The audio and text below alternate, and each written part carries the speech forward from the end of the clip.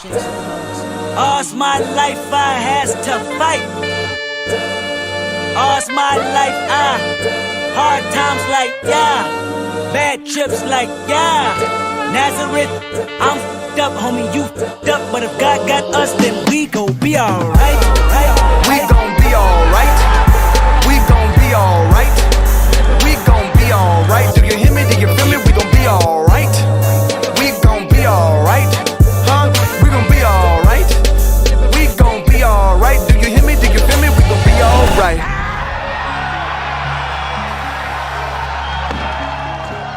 Weightlifting has been through hell. In just 7 years, it's made changes to bodyweight categories 4 times. World records have been erased, athletes have been forced to gain and lose weight, and Olympic classes have vanished almost overnight. It's easy to ask, why does this sport keep changing its weight classes? And in fact, that was the original title for this video. But as we kept researching, we realized we were asking the wrong question. The real question is, how has it survived at all? The question of weightlifting being on the program of Olympic Games. This isn't just a story about kilograms and categories. It's about corruption, politics, reform, the motivating factors behind each painful change to the sport, and the slow fight to stay alive within the Olympic Games. It's worth saying before we go any further, the sport of weightlifting has never been the problem. The athletes, the fans, the beauty of the snatch and the clean and jerk, these are the pillars that held firm through every storm. Corruption can creep into institutions, of course, but it can't touch the love that people have for this sport. Weightlifting has always found a way, and it always will. To answer the question of how weightlifting has survived, we'll have to look at why the weight classes have changed so many times, how politics and doping nearly killed the sport, and how, after decades of chaos, weightlifting is finally starting to rebuild. So, why do the weight classes keep changing? It's because for weightlifting, change was the only way to survive. So how did weightlifting go from an Olympic powerhouse to decades of changes, resets, and reinventions? To answer that, we have to go back, way back to 1972, when the sport changed for the very first time. Ladies and gentlemen, welcome to the weightlifting competition, the 5-8 entry. The first major change to the sport of weightlifting came in 1972, and it was driven by one thing: the removal of the clean and press, which was at the time one of 3, rather than the modern day 2, competition lifts.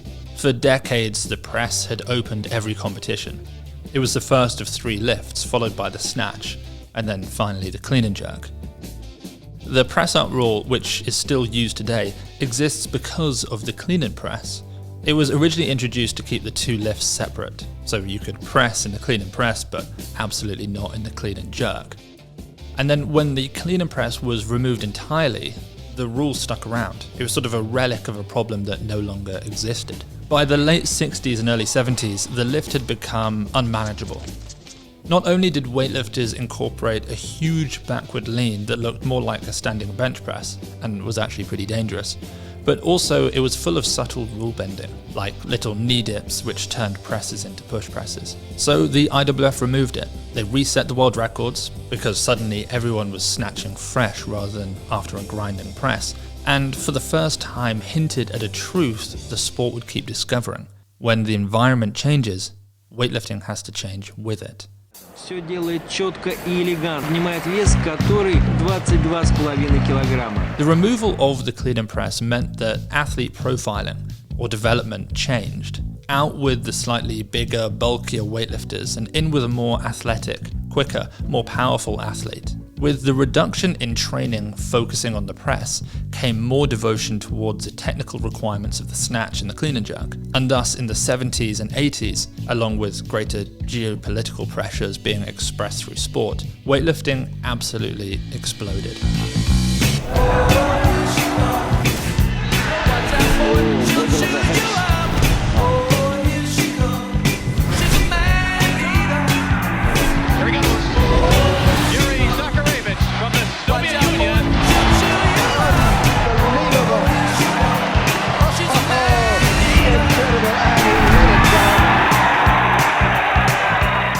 Fast forward to the early 90s.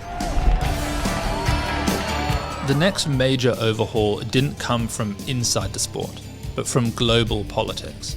In 1992, the Cold War finally ended, meaning the collapse of the Soviet Empire, the powerhouse behind weightlifting talent. Thus, the sport was suddenly entering a completely new world. The Soviet Union, which had dominated nearly every weight class, but particularly the heavier 2/3, shattered into a collection of independent nations: Kazakhstan, Uzbekistan, Armenia, Georgia, and plenty more. And so overnight, weightlifting's talent pool didn't just grow, it basically split, multiplied, and spread. Where once there had been, say, 2 elite Soviet 100 kilo weightlifters, now there could be a dozen world-class athletes at the same body weight, all competing against one another, rather than within the singular Soviet Union. And so to modernize the sport, reflect this broader demographic change, and usher in a new era, the IWF rebuilt the classes entirely. The old men's lightweight trio of under 52, under 56, and under 60 kilos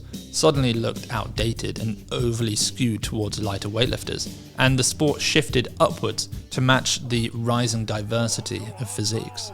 If his arms are locked, if they're locked, he's okay. Oh, and he can't believe it. And this time it wasn't just men. Women's weightlifting, which was added in 1988, also experienced its first shake-up. Their categories shifted slightly heavier too, matching the sport's new landscape. This wasn't just change for the sake of change. It was weightlifting doing what it had always done in order to move forward, adapting to a changing world so it could keep growing. Inspired technology with a human touch. The third major overhaul came in 1997-1998, and once again it reflected a major shift in the sport's identity. This time, the official reason was the introduction of women's weightlifting into the 2000 Sydney Olympic Games. And while that alone didn't require a full reconstruction of the men's categories, the IWF saw an opportunity, a chance to, quote-unquote, modernize the system, unify the sport, and present something clean and balanced to the Olympic stage. Salutations! It's your uncle, Sam, and this is the Great American Game! Of course, beneath the surface, there was something else quietly influencing the decision. Doping.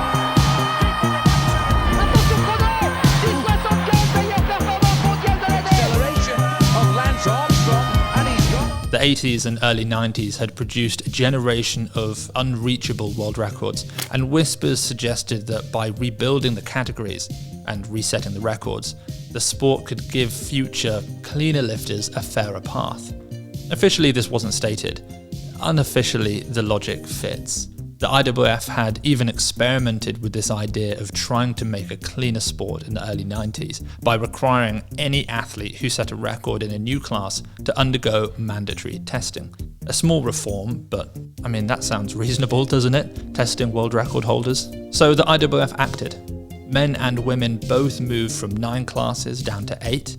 The lightest divisions were again pushed slightly heavier, and the sport entered what would quietly become one of the most iconic eras in its history.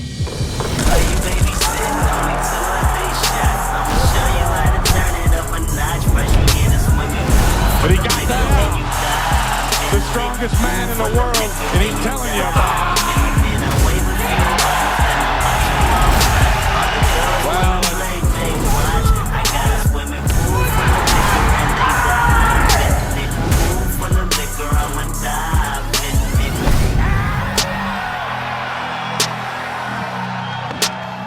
For 20 years, 1998 to 2018, these categories became the scaffolding for some absolute legends. Liu Xiaojun, Ilya Ilyin, Hussein Rezazadeh, Deng Wei, Svetlana Podobedova, Tatiana Kasharina. Records didn't fall often, but when they did, they meant something. Kaki Kakishvili's 188 kilo snatch record stood from 1999 to 2018, when Saurabh Muradi beat it. Ho Sing Chun beat a clean and jerk record in 2017 that had stood since 2007.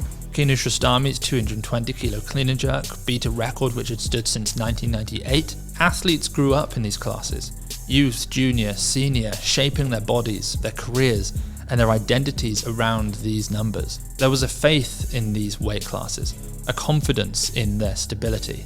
That stability didn't solve every problem, but it allowed performances to rise, rivalries to form, and fans to fall in love with the sport's architecture. And yet, as strong as these classes were, they couldn't protect weightlifting from what was coming next. Because the biggest changes, the ones that nearly broke the sport, were just around the corner. All's my life I has to fight. All's my life hard times like bad trips like Nazareth, I'm f***ed up, homie, you f***ed up. No! Too loud, too reckless, too ghetto. Mr. Lamar, do you really know how to play the game? Then tighten up!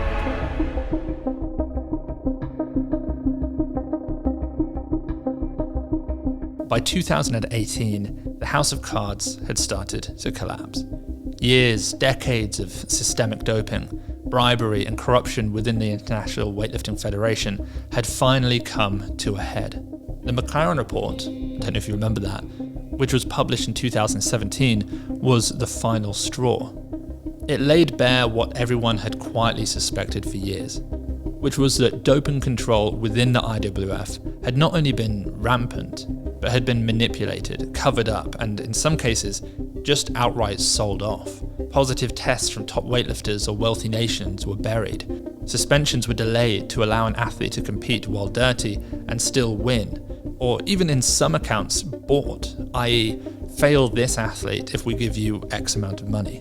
In the end, the McLaren Report uncovered over $10 million of IOC, Olympic, funds, which were, quote-unquote, unaccounted for. The whole sport, its leadership, its results, its history was infected. The public brand of the Olympic Games is that of clean sport.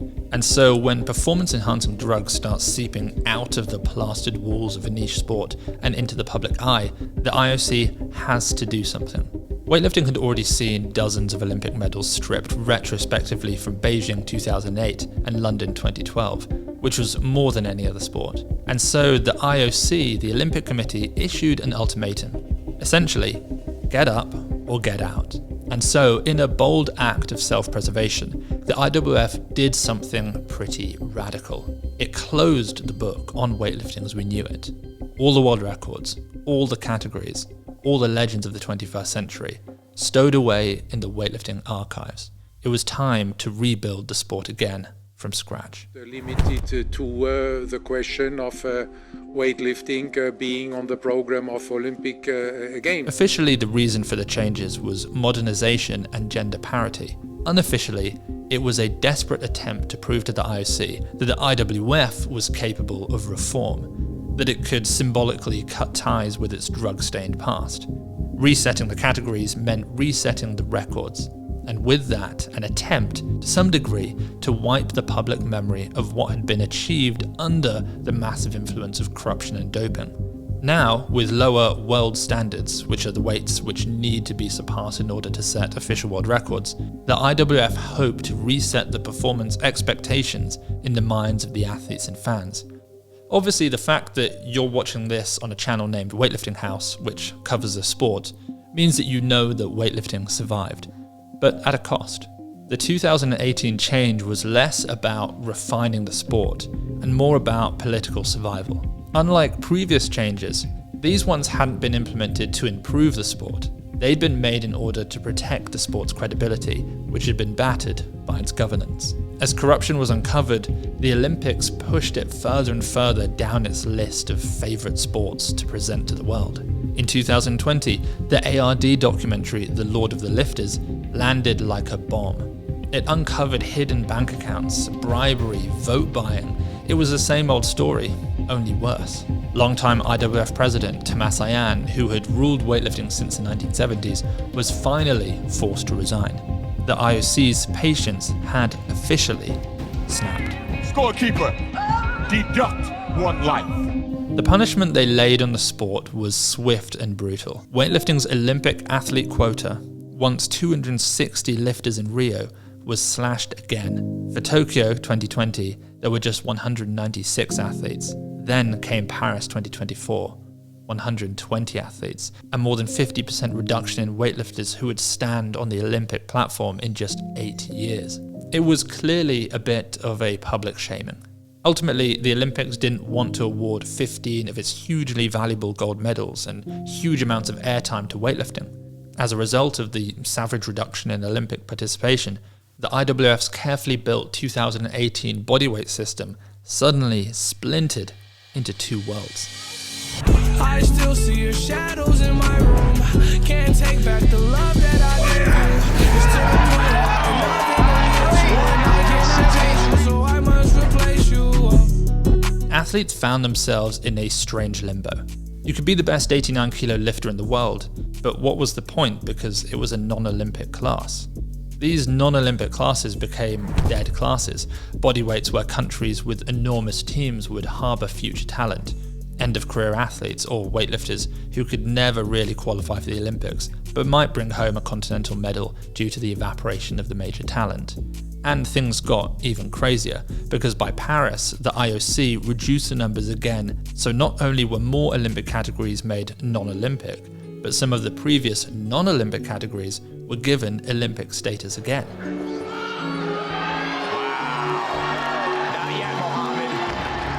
Whole categories were being squeezed between arbitrary weight limits dictated not by physiology or performance trends, but by political survival. Take Akbar Jurayev, who became Olympic champion in 2021, weighing 109 kilos. Not long after winning, that 109 kilo category became a non-Olympic class.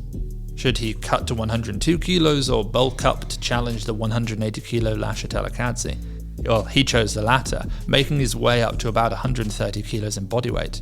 A year or so later, it became clear he'd never be competitive enough in that class, and so he made the journey back down past 109 and towards 102 kilos. 49 kilos in bodyweight gained and lost. What do you think that does to your performance? It took 4 years for him to return to his 2020 level. Every Olympic cycle created new hoops for the IWF to jump through. The federation had become a hostage to the IOC, and so while the sport continued, it did so under the most challenging conditions any weightlifter had faced.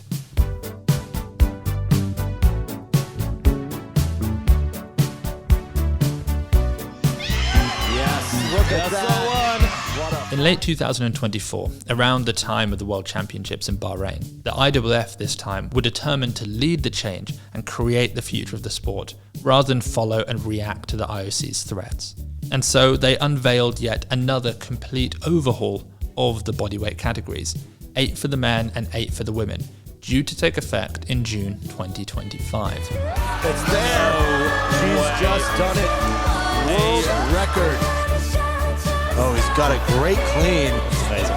Look at that shirt. The best of the 3. Honestly, this man, he could be the next Olympic champion. These new weight classes weren't a random reshuffle. They were a calculated move. The IWF had been quietly confident that the IOC would reward its compliance and reform with an expansion in Olympic representation. The new classes were designed with that sort of forward thinking in mind. On paper, it was pretty tidy. The jumps seemed logical, and happily, they had brought back some of the old favourites. The 110 kilo men's class was historically an absolutely epic category. It sort of looked like the blueprint for a stable future, a set of foundations the IOC could trust and the athletes could grow into. But then came April 2025, and with it, a cold dose of reality. The IOC quietly announced that, actually, there would be no expansion for the Los Angeles Games. No extra quotas, no 6th category, no step forward. Suddenly it became apparent that possibly the IWF had jumped the gun, designing a nice shiny new system for an Olympic future that wasn't actually coming. The IWF realised that if they stuck to the announced classes, They would create for the men an insane 19 kilogram gap between 79 kilos and 98 kilos in body weight, and for the women a 17 kilo jump from 69 to 86 kilos. Huge empty spaces right in the heart of the most competitive body weights. So at the last minute, to help with the men's issue, they swapped the 98 class for the 94 kilo class, patching one hole but kind of creating another, a jagged upper end, 79 to 94 to 110. What they planned to do to fix the women's issues, I don't know, but nothing was ever released. In many ways, it felt like classic modern-day weightlifting, another mess-up which would massively affect the development and ultimately the performances of the best weightlifters in the world. And then, just when it felt like the chaos might never end, the news everyone had been waiting for 6 months earlier finally arrived. The IOC had announced that yes, weightlifting would have a 6th Olympic category per gender for LA 2028. The sport was going to grow once more. That's what I'm talking about. That's what America wants. Nice and calm. For the first time in years, it felt like the tide had turned. After a decade of punishment, reform, and endless compromise, the sport was being trusted again. The IWF moved fast, releasing a final revision to the bodyweight classes, the ones that would define the next era of weightlifting, set to take effect in August of 2026. Sure, the spread looks a little bit odd, the jumps seem a bit too regimented, but you know what? Who cares? For the first time in a long time, this wasn't about survival.